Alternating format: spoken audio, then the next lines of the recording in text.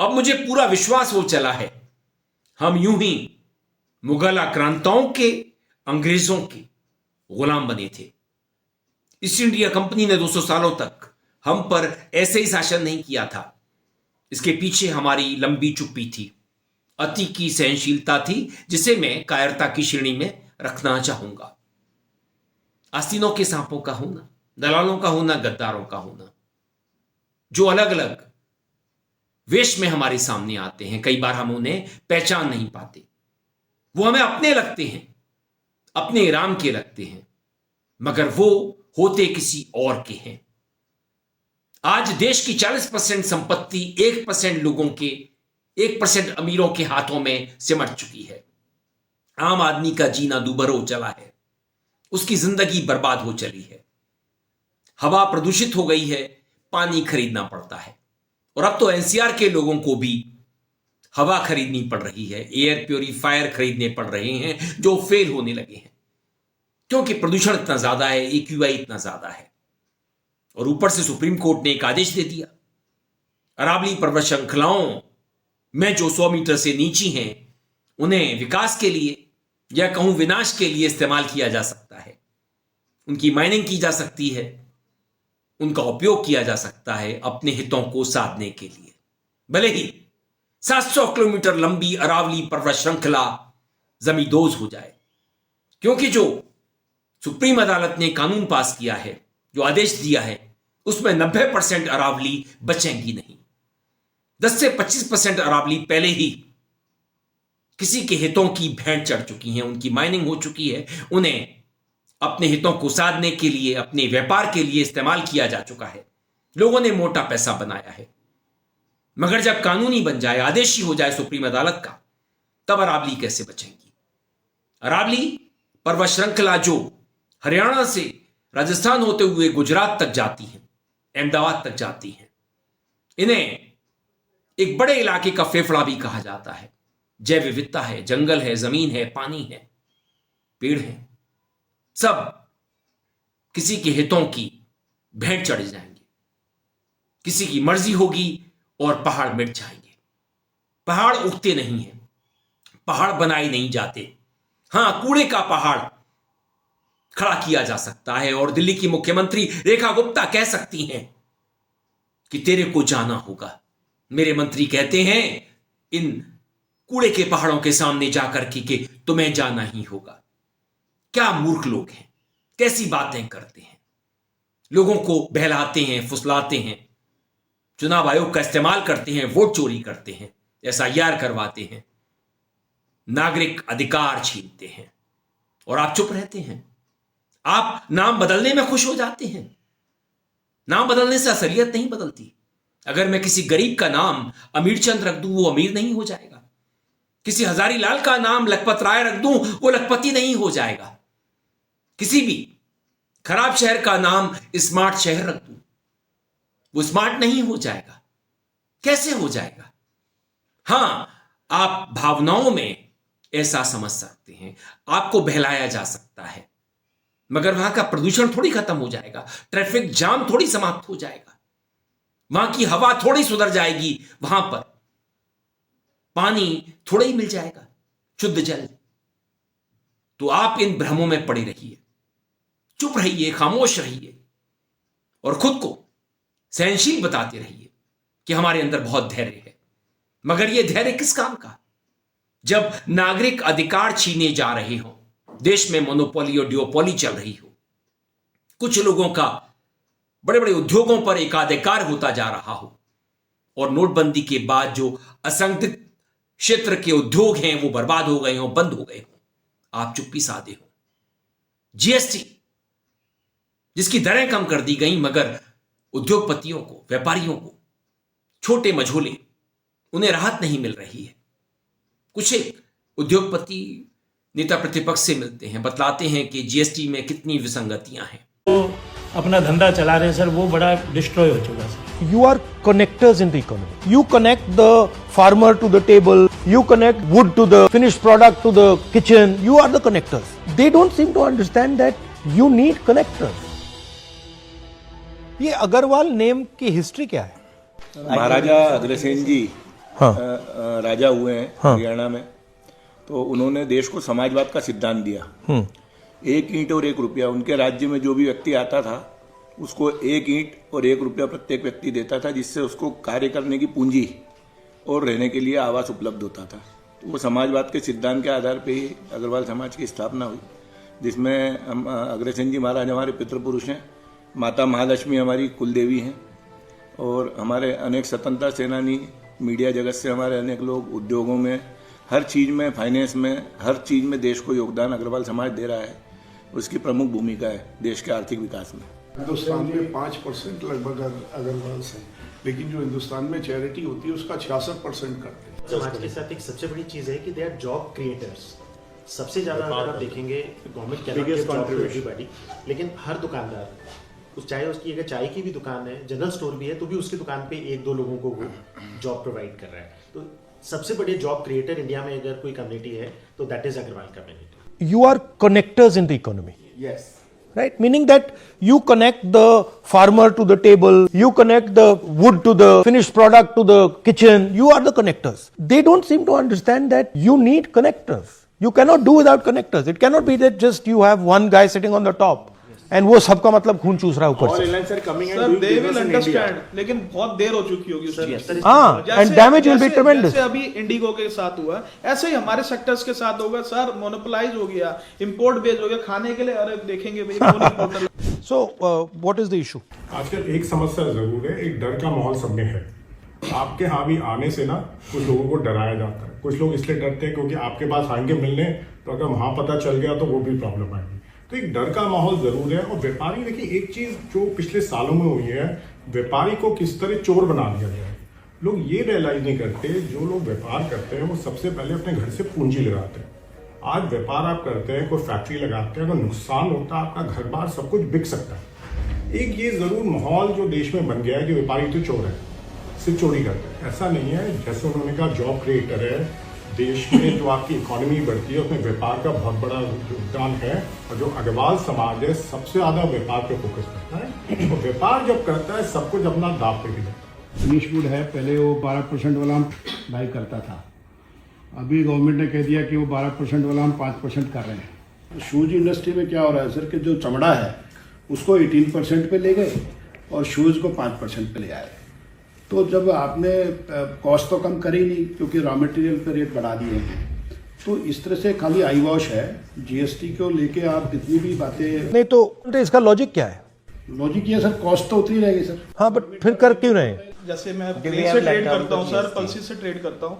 आप एक चीज बताइए सर, हम 5 साल से आत्मनिर्भर भारत, आत्मनिर्भर कृषि का वो कर रहे हैं। आत्मनिर्भर छोड़ो सर, हम आयात निर्भर हो गए, इम्पोर्ट डिपेंडेंस हो गए। एक सिंपल सी बता दो, कौन सा इनके पास इकोनॉमिस्ट है कि हम किसान की आमदनी डबल करेंगे, हिंदुस्तान को आत्मनिर्भर करेंगे। सर 8,000 रुपए तुअर की एमएसपी है आज की डेट में, ठीक है ना। गवर्नमेंट की प्रोक्योरमेंट नियर 7 to 8% है। 5,000 रुपए में अफ्रीका की तुअर आ रही है, 5200 रुपए में, 5500 रुपए में म्यांमार से तुअर आ रही है।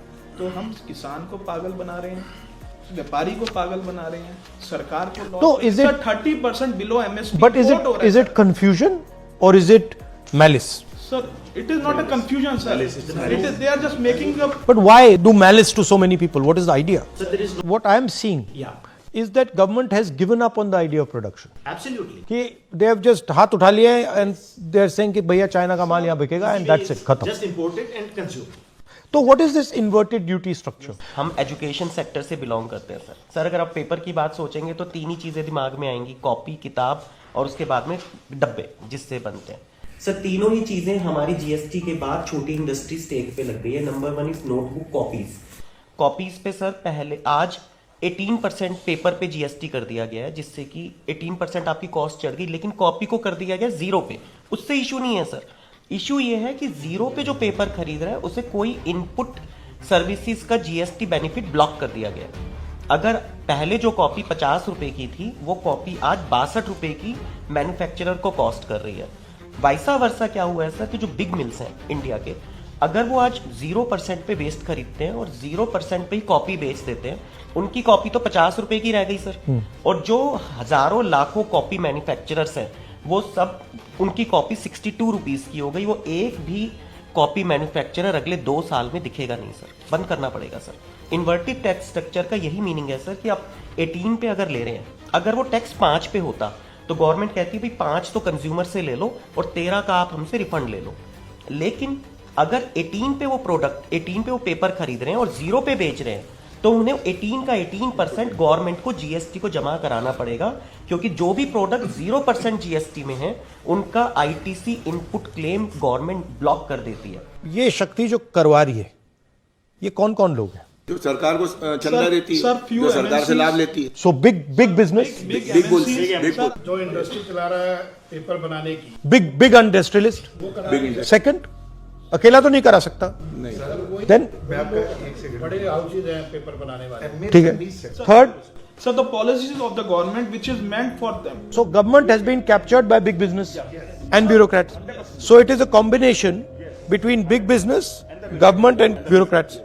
मुझे ऐसा लगता है कि कुछ 100 लोगों की एक कम्युनिटी है जो आज इस देश को पूरे को कंप्लीटली रन है, वो उन्हीं की एडवाइस के ऊपर इस काम को किया। उसमें 100 लोग. We cannot have a system that is running for 5% of people. Like I talk about Jati Janganna and I say, look, 90% of population is not being represented. But I can use that same frame here. Two guys sitting over there, that they are the 5%, वो पूरा चला रहे हैं और आप लोग मतलब डूब जाओ, मर जाओ, कुछ भी हो जाए, it doesn't matter to anybody. आज हम कृषि प्रधान देश थे, कृषि का बेड़ा गर्क हो गया सर। हमारी industry, pulses industry, rice industry, it's on the horns of sinking, it's almost sinked sir. Sir आज हम जीएसटी की बात करते हैं, कितना एडवर्टीजमेंट आता है, दालों पे जीएसटी नहीं है, चावल पे नहीं है सर। 25 किलो तक की पैकिंग पे जीएसटी है 5%। कंज्यूमर 25 किलो से नीचे ही खाता है। 1 किलो, 2 किलो, 5 किलो, सब पे 5% जीएसटी है। लेकिन the advertisement you read, there will be no GST on pulses and rice. Delhi के अंदर कोई आइटम स्पाइसेस की, ड्राई फ्रूट की कोई अपनी पैदावार नहीं है। दिल्ली एक शुरू से डिस्ट्रीब्यूशन सेंटर रहा है जिसको इस गवर्नमेंट ने ख़त्म कर दिया। आज दिल्ली के अंदर कोई भी कोल्ड स्टोरेज की व्यवस्था नहीं है और सारे कोल्ड स्टोरेज कम से कम 100 के करीब कोल्ड स्टोरेज कुंडली में हैं हरियाणा के अंदर, जिनमें हमारा सारा माल स्टोर होता है। अब गवर्नमेंट ने ये कर दिया कि आपको वहाँ पे भी जीएसटी लेना पड़ेगा। अब एक छोटा व्यापारी कितनी जगह जीएसटी लेगा, उसका वहाँ 20 कोल्ड स्टोर में माल है। इन्होंने सर एक पहले यह सर्कुलर दिया, इसके अंदर ये लिख दिया कि आप माल रख सकते हो अपना कोल्ड स्टोर के अंदर हरियाणा में। उसके बाद ये उसी डिपार्टमेंट ने सर्कुलर निकाल दिया कि आपको जीएसटी लेना पड़ेगा। Okay. If you are using small and medium business as a funding source, you cannot concentrate power like the Prime Minister. Yes, Prime Minister is basically saying that I'm going to build monopolies in every industry. After that, he is saying that none of these monopolies can support the opposition. Khatam Gani. He thinks that India can become like a Japan or a Korea. But what he does not realize is that their monopolists are all producers. Our monopolists are all traders. Yes. All traders, they're exporting it. So our guy will never produce like a Honda or a Toyota or a Nissan. Innovators also. Innovators. No, our guys are innovators. Sir हमारे साथ I mean, हमारे में innovation की कोई कमी नहीं है. We can do it. Sir, Easily. we have the potential, but we are not using the potential. Sir, we don't have funds for that. Sir हमारे साथ It's a finance. It's a finance. But specifically मुझसे आप क्या चाहते हो? कोई एक चीज रेस करनी है क्या? बेसिक प्रॉब्लम ये है कि हम लोगों का बिजनेस लगभग खत्म हो गया सर। मैंने 10 साल पहले आपको उत्तराखंड में सुना था, आप ये कह रहे थे कि मोदी जी की पॉलिसी छोटे दुकानदारों को खत्म कर रही है, बड़े उद्योगपतियों को दे रही है। उस टाइम सर मुझे भरोसा नहीं था आपकी बात पे। मुझे ऐसा लगता था मैं जे कॉलोनी में बैठा हूँ, मेरी दुकान पे ये बड़े लोग क्या करेंगे। आज सर मेरा बिजनेस ऑलमोस्ट 80% खत्म हो गया है। और मेरा ही नहीं सर, जो सुबह सब्जी वाला मंडी जाता है 2000 की सब्जी लाता है सर, उसका 10 रुपए का धनिया पुदीना ऑनलाइन आ रहा है सर, वो भी बेचारा कहीं ना कहीं खत्म हो गया। तो मेरी आपसे एक छोटी सी डिमांड है सर कि कहीं ना कहीं हमारी इस वॉइस को किसी प्लेटफॉर्म पे उठाया जाए कि हमें प्रोटेक्ट किया जाए। हम बहुत छोटे छोटे दुकानदार छोटी छोटी कॉलोनियों में जो अपना धंधा चला रहे हैं सर, वो बड़ा डिस्ट्रॉय हो चुका sir. Okay, thank you very much. Nice to meet you. मगर कौन सुनने वाला है? निर्मला सीतारमण नहीं सुनेंगी। अगर आप उनका खुल करके विरोध कर देंगे तो आपके यहां ईडी, सीबीआई, इनकम टैक्स पहुंच जाएगा, छापेमारी हो जाएगी। आपको परेशान किया जाएगा, आप विरोध करने के काबिल नहीं बचेंगे। तो इसे आप लोकतंत्र कहते हैं? यह तानाशाही है दोस्तों, और आप तानाशाही में रह रहे हैं और उसे स्वीकारने लगे हैं। आपको फर्क नहीं पड़ता कि बिहार में SIR करवा करके चुनाव जीते जाते हैं। जब चुनाव आचार संहिता लागू होती है, वोटर्स के खाते में पैसे ट्रांसफर होते हैं। हरियाणा का चुनाव लूटा गया, महाराष्ट्र का लूटा गया। राहुल गांधी ने अगर जर्मन की धरती पर जाकर के सच बोल दिया तो सत्ता में बैठे लोगों को बुरा लगने लगा, वो उन्हें देशद्रोही बतलाने लगे। अरे भाई, देशद्रोह तो आप कर रहे हैं, देश को लुटवा रहे हैं। कौड़ियों के भाव में देश की जंगल, जमीन, जलाशय बेच रहे हैं, नदियां थमा रहे हैं। वेस्टर्न घाटों, निकोबार द्वीपों, सिंगरौली के आसपास का इलाका हो मध्य प्रदेश में, हसदेव के जंगल हो और अब अरावली पर्वत श्रृंखलाएं हो। उत्तराखंड पहले ही बर्बाद हो चुका है और इसके बाद आप कहते हैं कि आप देशभक्त हैं, आप राष्ट्रवादी हैं। कैसे राष्ट्रवादी हैं? विपक्ष निकम्मा है, विपक्ष बोलता नहीं है। अरे वो बोलता है, आप सुनते नहीं हैं। आप शीतकालीन सत्र को छोटा रखते हैं और उसमें भी बहुत सारा समय बर्बाद कर देते हैं बेकार की बहसों में। तो आपको देश की चिंता नहीं है। आपको लगता है कि नाम बदलने से लोग बहल जाएंगे, लोगों को आप अतीत जीवी बना देंगे, इतिहास के पन्नों में लेकर के छुपा देंगे, लोग खुश हो जाएंगे। दोस्तों नहीं, ऐसा नहीं हो सकता। गोबर लपेटने से, गौमूत्र पीने से हमारा भला नहीं होने वाला है। ज्ञान विज्ञान अगर खत्म हो जाएगा तो आप कहीं के नहीं रहेंगे। आप सिर्फ अतीत की घटनाओं पर गौरव करते रहेंगे कि हमारे यहां उड़न खटोले थे। मगर मोदी का उड़न खटोला कितने का है? 8,000 करोड़ रुपए से ज्यादा का है। अगर आप अभी भी समझते हैं कि मोदी की अमीरी फकीरी है तो आप गलत समझते हैं। अमीरी फकीरी नहीं हो सकती।